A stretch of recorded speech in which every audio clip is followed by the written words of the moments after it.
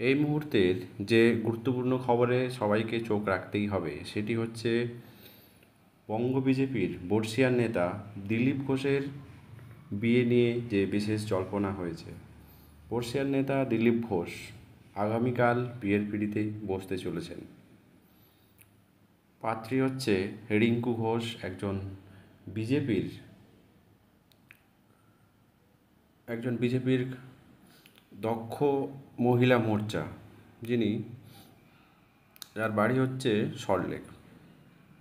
তো এই বিয়েকে কেন্দ্র করে সোশ্যাল মিডিয়াতে যে সমস্ত কমেন্ট এসেছে সেগুলি আপনাদেরকে একটু শোনাবো। যেমন হচ্ছে, দাদা বৌদি পেল, বাংলা এবার নিজের জামাইবাবু চাই। খুব সুন্দর কমেন্টগুলো করেছে, আপনারা একটু কমেন্টগুলো পড়ুন। আজ মোদিজিও যদি সংসার করতেন তাহলে হেসেলের রান্নার গ্যাস ও রান্নার তেলের দাম আকাশ ছোঁয়া হতো না। শুভেন্দুবাবু চক্রান্ত করে দিলীপবাবুকে সংসারী করে পথ পরিষ্কার করার চেষ্টা করছেন। তারপরের কমেন্ট, সুদীপ্ত মজুমদার, এই গরমে শুভেন্দুদাকে জ্বালিয়ে দিলেন। সুজিত দে কমেন্ট করেছে, দিলুদার বিয়েতে নিত বর হচ্ছে শুভেন্দু অধিকারী। এরকম খুব সুন্দর সুন্দর কমেন্ট এসেছে। মোদির বিয়েটাও হোক, বউ নিয়ে সংসার করুন, শান্তি পাবেন। খুব সুন্দর সুন্দর কমেন্ট।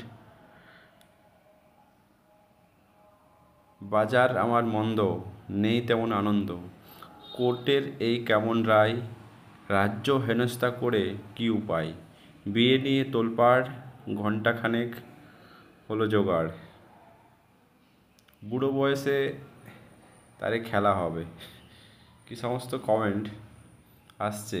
যেমন শুভ ব্যানার্জি বলেছে, যাক, বিয়ে করছেন পার্থ, মদন, সৌগত, এর মতো 100টা গার্লফ্রেন্ড বানিয়ে রাখেনি।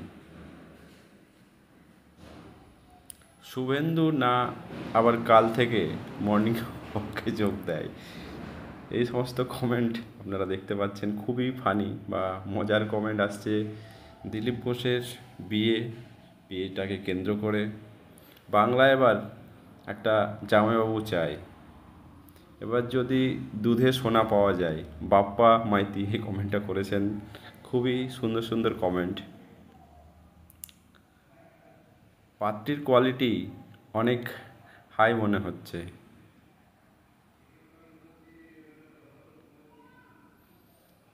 শফিক ভাই কমেন্ট করেছে, মমতা দিদির জন্য একটা ব্যবস্থা করা যায় না প্রিয় দাদারা।